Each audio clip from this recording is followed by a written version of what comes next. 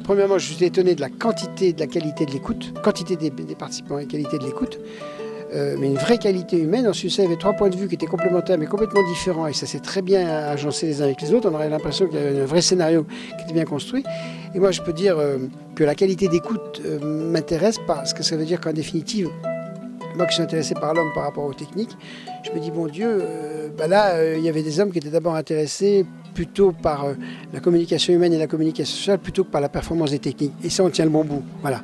Dès qu'on est du côté des hommes, on tient le bon bout. On rêverait tous que les techniques nous résolvent nos problèmes, non. Et dès qu'on accepte la difficulté de la communication humaine, en plus on a parlé de plein de choses sur la communication, sur la culture, sur les styles, sur les identités. Et c'est tout ça la communication. Alors c'est vrai qu'on court après, mais pour moi j'ai une image toute simple. Pour moi la communication c'est la savonnette du capitaine Haddock ou le sparadrap du capitaine Haddock, c'est que on n'arrive jamais à le tenir, ça fout le camp dans tous les sens. Mais c'est pour ça qu'on passe notre vie à la chercher. L'événement est parfaitement réussi, la salle était pleine et puis j'ai trouvé la qualité des interventions très intéressante.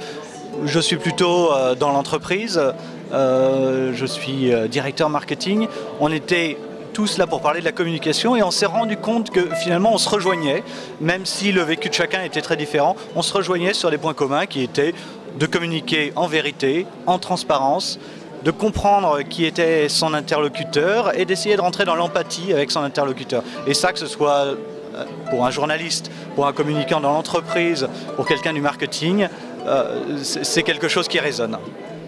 J'ai senti beaucoup de passion et d'intérêt. Vraiment j'étais content parce que je suis arrivé en retard, en moto, j'en pouvais plus. Et vraiment j'ai senti une tellement grande attention, écoute, échange comme ça, etc.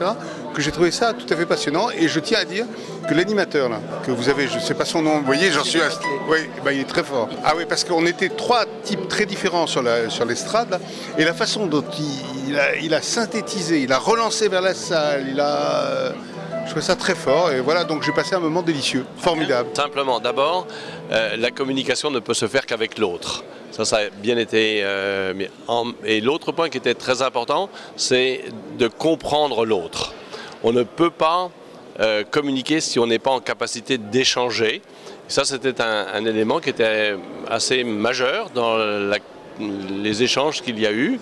Et l'autre point qu'il faut en même temps mettre en avant, c'est la technique et la communication.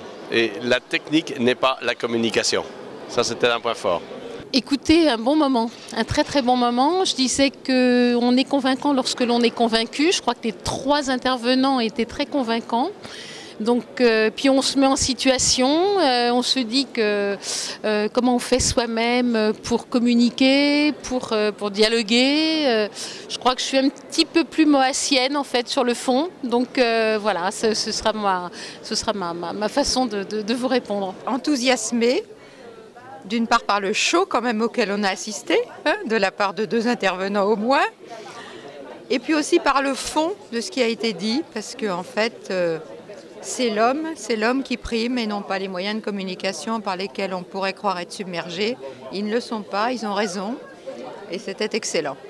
Grande richesse, j'ai beaucoup aimé. Effectivement, c'était parti sur un aspect technique au départ et puis il y avait une grande profondeur et d'échange entre les différents prestataires. Et je crois que tout le monde a beaucoup aimé. Amour, sincérité, vérité, être avec l'autre, être connecté mais avec l'autre de façon très sincère. Je trouvais ça très bien, très motivant et puis il n'y a pas que les réseaux, c'est l'humain au centre de l'humain. Très très bien. Eh bien exactement comme les 2 précédentes fois, je ne regrette pas d'être venu. Moi je suis conforté dans mes propres opinions, mon propre ressenti sur la communication. Je pense qu'effectivement il faut qu'on soit authentiques les uns vis-à-vis des autres. Si on s'aperçoit que l'histoire nous donne un héritage pas terrible quand on ne l'est pas. Ce que je retiens, c'est la fonction de traducteur du communicant. Voilà, pour moi, le communicant est d'abord et avant tout quelqu'un qui va traduire. En cherchant des mots, en cherchant les raisons, va traduire auprès de ses interlocuteurs l'intérêt qu'ils ont à adhérer à un projet. Donc voilà, c'est une sorte de diplomate, mais j'aime bien la notion de traducteur. Voilà. Très belle conférence, replacer l'humain au cœur de toute notre société de technologie, moi je trouve ça très important.